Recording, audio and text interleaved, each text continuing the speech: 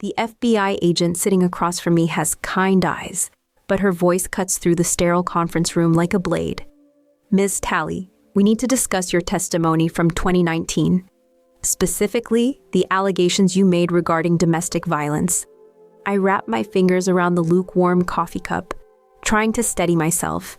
Beside me, my attorney shuffles papers with practiced efficiency, but I can feel his tension radiating outward. Down the hall, I know my sister Jenna is in another room, probably crying into her own terrible coffee, wondering how we got here. The answer is simple and devastating. We lied. We lied to keep my son away from his father, and now that father is federal Judge Quentin Ashford, and our carefully constructed house of cards is crumbling around us. It started innocently enough, if you can call custody battles innocent. Back in 2019, when Miles was 8 and Quentin was still just a successful attorney with political aspirations, I genuinely believed I was protecting my child. Not from violence, that part was the lie, but from what I saw as Quentin's overwhelming ambition and his family's suffocating expectations. He never hit me, I tell the agent now. The words feeling foreign after years of maintaining the opposite. Not once. Quentin never laid a hand on me or Miles. The agent, Agent Martinez, I think her name was, nods as if she already knows this. Of course she does. They wouldn't be here if they didn't have evidence. Let me back up. Let me tell you how a reasonably intelligent woman ends up sitting in a federal building, admitting to perjury while her ex-husband prepares for confirmation hearings. I met Quentin at a charity event in 2009. I was 26, working as a paralegal at a small firm, trying to pay off student loans and figure out what I wanted to do with my life. He was 31, already a partner at one of the city's most prestigious law firms, and absolutely magnetic. Not traditionally handsome, his nose was slightly crooked from a childhood break, and he wore glasses that made him look more like a professor than a litigator. But when he talked, you listened. "You're not impressed by any of this, are you?" he said, gesturing at the glittering ballroom where pharmaceutical executives mingled with politicians over champagne and tiny appetizers. "Should I be?" I replied, surprised by my own boldness. He laughed, a genuine sound that cut through the pretentious chatter around us. "God, I hope not. I've been looking for someone real all night." That was Quentin's gift, making you feel like you were the only person in the room who mattered. We talked for hours that night, about everything except law and politics. He told me about his passion for woodworking, how he'd built his own dining room table from scratch. I told him about my secret dream of becoming a teacher, how I'd majored in education before pragmatism drove me to legal work. We were married 18 months later in a ceremony that his mother orchestrated with military precision. Eleanor Ashford had opinions about everything, the flowers, the music, the guest list, and especially me. I wasn't from their world of old money and older connections. My parents owned a small hardware store in suburban Michigan, and I'd worked summers stocking shelves and helping customers find the right screws for their projects. "She's quaint," I overheard Eleanor tell her sister at the reception. "Quentin could have done better, but perhaps she'll grow into the role. The role." Even then, I should have paid attention to that word choice. The first few years were good, though. Great, even. Quentin was building his reputation as a skilled litigator, and I discovered I was pregnant with Miles just after our second anniversary. We bought a house in the suburbs, not the estate Eleanor thought appropriate, but a warm, comfortable place where we could raise our family. Miles was born in 2011, and for a while, everything felt perfect. Quentin was an attentive father, getting up for midnight feedings and reading bedtime stories in different voices that made our son giggle. He built a swing set in the backyard, spending weekends teaching Miles how to use tools and explaining the mechanics of simple machines. But success changes people, or maybe it just reveals who they really are. As Quentin's career advanced, the demands on his time increased. He started working later, traveling more, and when he was home, he was often distracted by calls from clients or colleagues. The man who once spent Saturday mornings making pancakes with Miles began scheduling family time like another appointment. The breaking point came during Miles's 7th birthday party. Quentin had promised to be there, but a case emergency kept him at the office. I stood in our backyard, watching my son's face fall as he realized his father wasn't coming, and something inside me snapped. "This is what our life looks like now," I told him that night when he finally came home, loosening his tie and offering tired apologies. "You miss everything that matters." "I'm building something here, Remy," he said, using that patient voice he reserved for opposing counsel. "Everything I do is for this family." "No," I replied. "Everything you do is for your career. We're just the supporting cast." The fights became more frequent after that. Not screaming matches. Quentin was too controlled for that, and I was too proud to beg. Instead, we engaged in the kind of cold, precise arguments that lawyers excel at, dissecting each other's positions with surgical accuracy. I started documenting everything. Every missed dinner, every broken promise, every time Miles asked why Daddy couldn't come to his soccer game. I told myself I was being practical, preparing for the inevitable custody battle. But somewhere in the back of my mind, a darker plan was forming. When I finally filed for divorce in early 2019, Quentin was genuinely shocked. He'd been so focused on his trajectory toward a judgeship that he'd failed to notice his family falling apart. His initial response was to try to fix things, counseling, scheduling, promises to do better. But by then, I was done. The custody negotiations were brutal. Quentin wanted 50-50 split custody, which seemed reasonable to everyone except me. I couldn't articulate why the idea terrified me so much. He'd never been abusive, never even raised his voice to Miles. But I'd seen how his family operated, how Eleanor still controlled every aspect of her adult children's lives, and I was terrified of losing my son to that world. That's when I made the decision that's now destroying both our lives. "I need you to say you saw something," I told my sister over lunch one afternoon.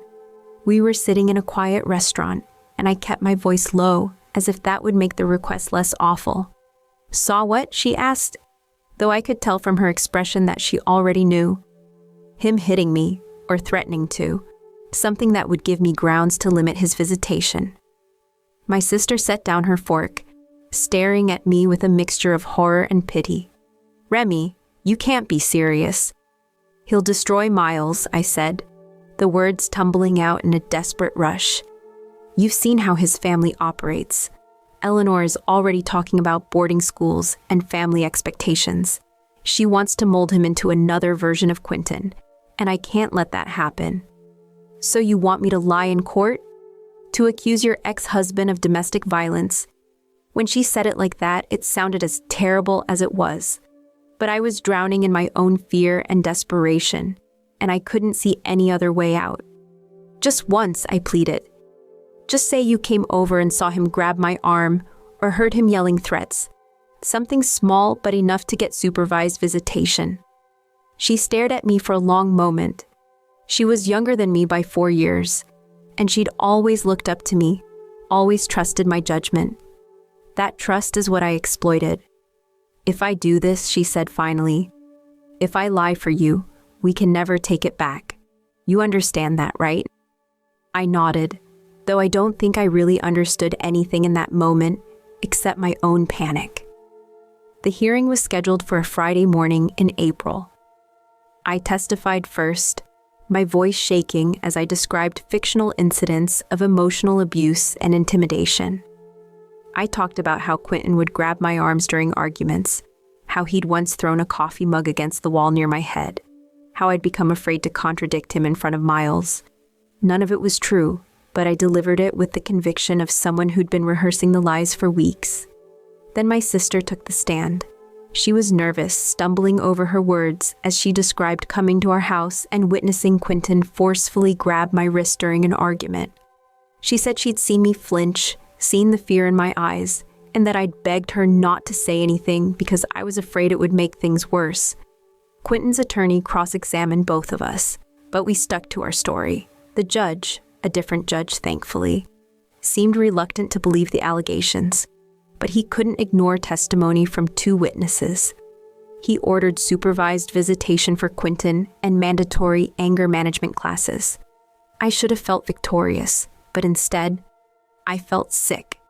Quentin sat at the defendant's table, looking stunned and betrayed, and I realized I'd turned myself into exactly the kind of person I'd always despised. Someone who lies to get what she wants. But it worked. Miles stayed with me full-time, visiting his father for a few hours every other weekend under the watchful eye of a court-appointed supervisor.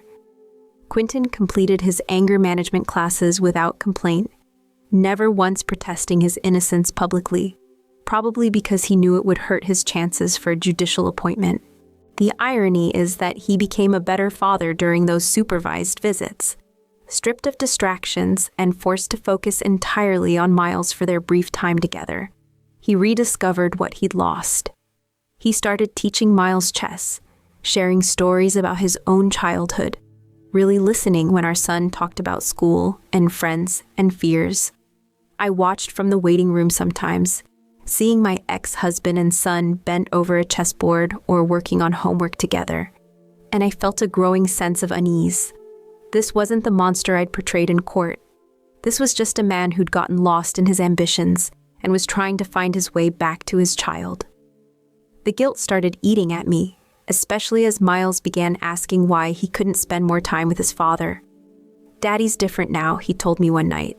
"He's not always on his phone, and he remembers everything I tell him." But I'd committed to this path, and I couldn't figure out how to step back without destroying everything. So I doubled down, convincing myself that I was still protecting Miles from something, even if I couldn't quite name what it was. Meanwhile, Quentin's career continued to flourish. He was appointed to a state judgeship in 2021, and last year, he was nominated for a federal position. The confirmation process is thorough, involving extensive background checks and interviews with people from every phase of his life. That's how they found the inconsistencies. Agent Martinez slides a folder across the table. "We've interviewed 17 people who knew you and Judge Ashford during your marriage. Neighbors, friends, colleagues, family members. Not one of them ever witnessed any kind of aggressive behavior from your ex-husband. Several described him as unusually gentle and patient." I opened the folder with trembling hands. It contained statements from people I'd forgotten about. Our former neighbors, couples we'd socialized with, even my own mother, who apparently told investigators that she'd never seen any signs of domestic violence and was surprised when she learned about the custody ruling. "Your sister was particularly interesting to interview," Agent Martinez continues. "She maintained your story initially, but when we showed her the inconsistencies in the timelines, she broke down. My heart sinks. She'd been carrying this burden for 4 years, and now it was finally crushing her. She's agreed to cooperate," the agent says. "She's willing to testify to the truth in exchange for a plea agreement. We're hoping you'll make the same choice."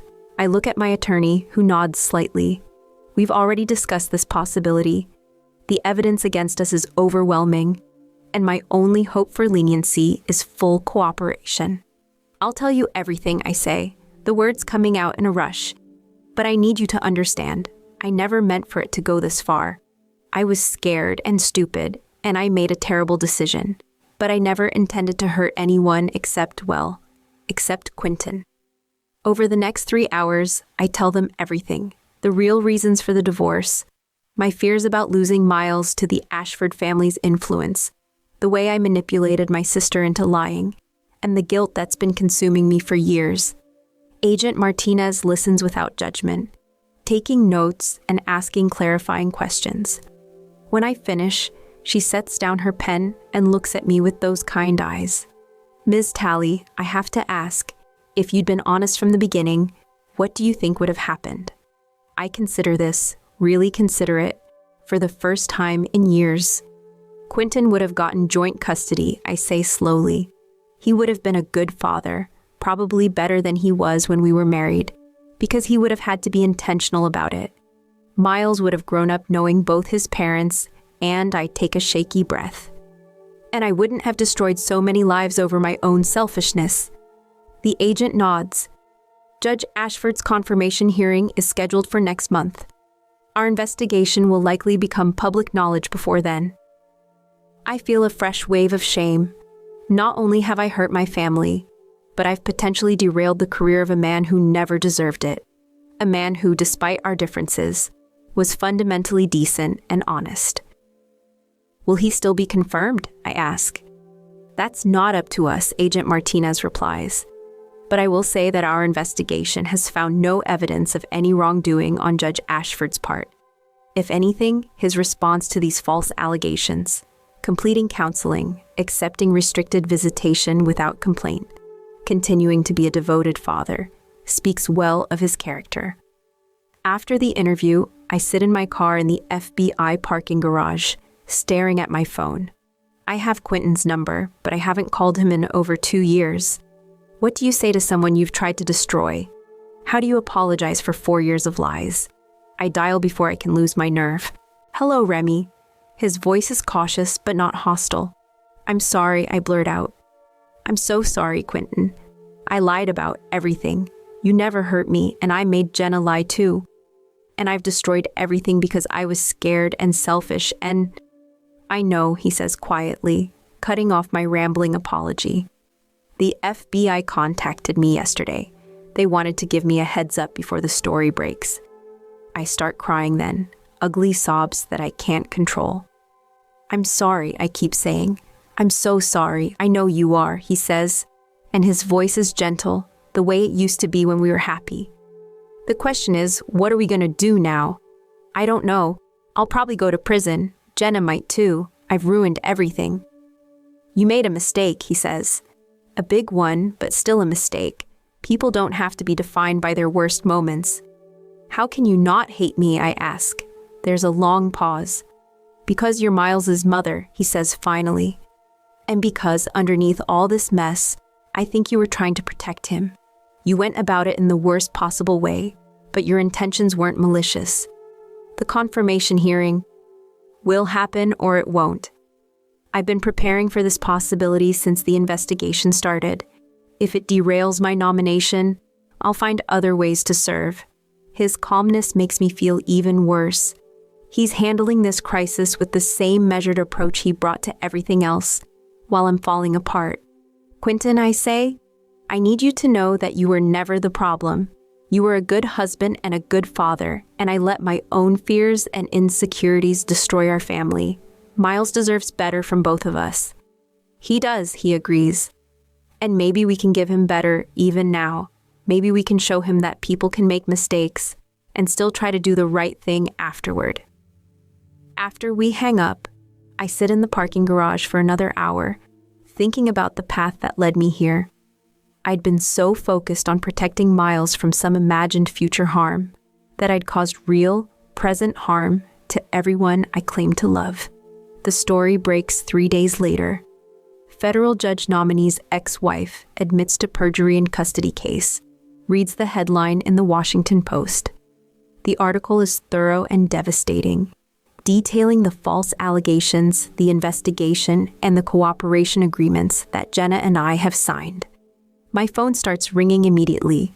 Reporters, friends, family members who can't believe what they're reading. I turn it off and pull the curtains closed, but I can't hide from the consequences of my choices. Miles, now 12 and old enough to understand what's happening, comes to my room that evening. He's been staying with my parents since the story broke, but he asked to come home to talk to me. Is it true, he asks, sitting on the edge of my bed. Did you lie about Dad hitting you? I nod, unable to speak. Why? His voice is small and confused. Why would you lie about something like that? 'Cause I was scared, I tell him. The same inadequate explanation I've been giving everyone. I was scared of losing you, and I made a terrible decision. But you didn't lose me, he says. I'm your son. That doesn't change just because you and Dad got divorced. Out of the mouths of babes. My 12-year-old son understood something that I, in my mid-30s, had failed to grasp. I know that now, I say. But I didn't know it then. And I let my fear make me do something awful. Are you going to jail? He asks. I might. I don't know yet. He's quiet for a long moment. Will Dad still become a judge? I don't know that either. I hope he does, Miles says. He'd be a good judge.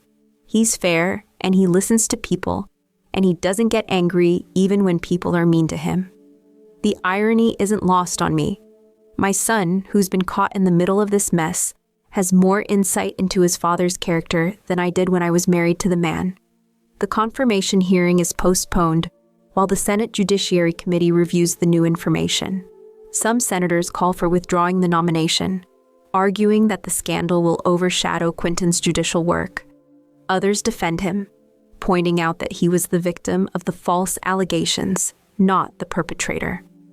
I watch the news coverage with a mixture of fascination and horror. Legal experts debate whether perjury in a custody case should disqualify a judge's family member from having any connection to the federal bench. It's a surreal experience, watching strangers dissect your life on television. My attorney negotiates a plea agreement that will likely result in probation and community service rather than prison time, contingent on my continued cooperation. Jenna gets a similar deal. We're both required to make full restitution to the court system for the costs of the investigation and the supervised visitation program. The financial penalty is significant, but the personal cost is far greater. I've lost the trust of my family, the respect of my community, and most importantly, I've damaged my relationship with my son. Miles still loves me, but he looks at me differently now, with a wariness that breaks my heart. Quentin's confirmation hearing is eventually rescheduled for 2 months later. By then, the initial media frenzy has died down, and the focus shifts back to his qualifications and judicial philosophy. He's confirmed by a narrow margin, with several senators citing his grace under pressure and his commitment to his son as evidence of his character. Federal Judge Quentin Ashford confirmed despite ex-wife's perjury scandal, reads the headline this time. The article notes that he's the first federal judge to be confirmed, while his ex-wife faces criminal charges for lying about him in court. I send him a text message after the confirmation vote. Congratulations, you'll be an excellent judge. He responds an hour later. Thank you. Miles is proud of you for telling the truth. That simple message makes me cry again, but this time it's not entirely from sadness. There's something else mixed in. Relief, maybe, or the beginning of forgiveness, either from him or from myself. The sentencing hearing is scheduled for a Friday morning in November, almost exactly 5 years after the divorce hearing where I first told my lies. I wake up early, put on my best suit, and drive to the courthouse where this all began. The judge, a different judge again, thankfully, sentences me to 2 years of probation, 200 hours of community service, and a $25,000 fine. Jenna gets a slightly lighter sentence due to her cooperation and the fact that she was coerced into lying. Ms. Talley, the judge says, you've caused significant harm to our judicial system and to your family. However, I'm encouraged by your willingness to accept responsibility and make amends. I hope you'll use this experience to become a better person and a better mother. I stand up, my legs shaking. Thank you, Your Honor. I will. Outside the courthouse, Quentin is waiting by my car. He's wearing his judicial robes, having come straight from his own courtroom. How did it go? He asks. Probation, I say. Community service, it could have been worse. I'm glad, he says, and he seems to mean it. We stand there awkwardly for a moment. Two people who once shared a life and now share only a complicated history and a son. Miles wants to have dinner with both of us, he says finally.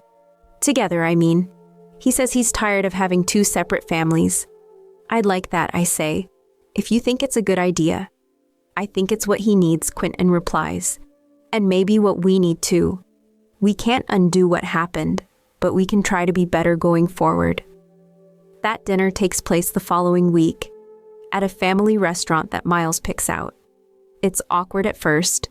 We're all trying too hard to be normal, but gradually, we find our rhythm. We talk about Miles's school, his friends, his plans for high school. We avoid discussing the legal proceedings or the past, focusing instead on the present and the future.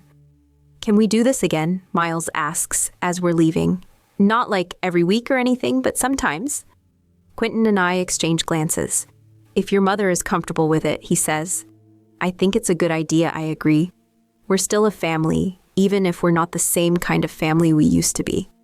As I drive home that night, I think about the journey that brought me here. I started with what I thought was love, a desperate desire to protect my son from harm. But somewhere along the way, that love became toxic, contaminated by my own fears and insecurities, until it drove me to hurt the people I claimed to be protecting. The truth is, I was never protecting Miles from his father. I was protecting myself from feeling like I wasn't enough, from having to share the one thing in my life that felt entirely mine. In trying to keep my son safe from an imaginary threat, I became a real threat to his stability and happiness. But maybe that's the point of second chances. Maybe the goal isn't to undo the harm we've caused, but to learn from it and do better going forward. Maybe redemption isn't about erasure, but about transformation. I think about Agent Martinez's question. What would have happened if I'd been honest from the beginning? The answer is that Quentin and I would have shared custody, worked out our differences like adults, and given Miles 2 homes instead of 1 fractured family. It would have been harder for me, requiring me to confront my own insecurities and find new ways to feel secure in my role as his mother. But it would have been better for everyone else, and ultimately, it would have been better for me too. Now, 3 months into my probation, I'm starting to rebuild.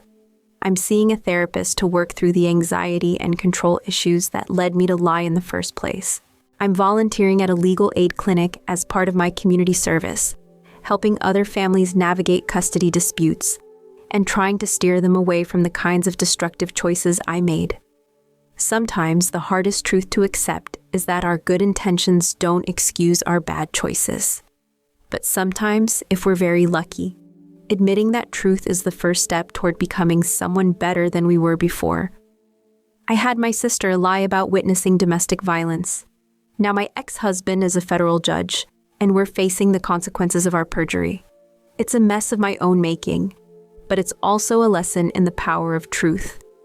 Both the damage we cause when we reject it, and the healing that becomes possible when we finally embrace it. The only question now is what we choose to do with our second chances.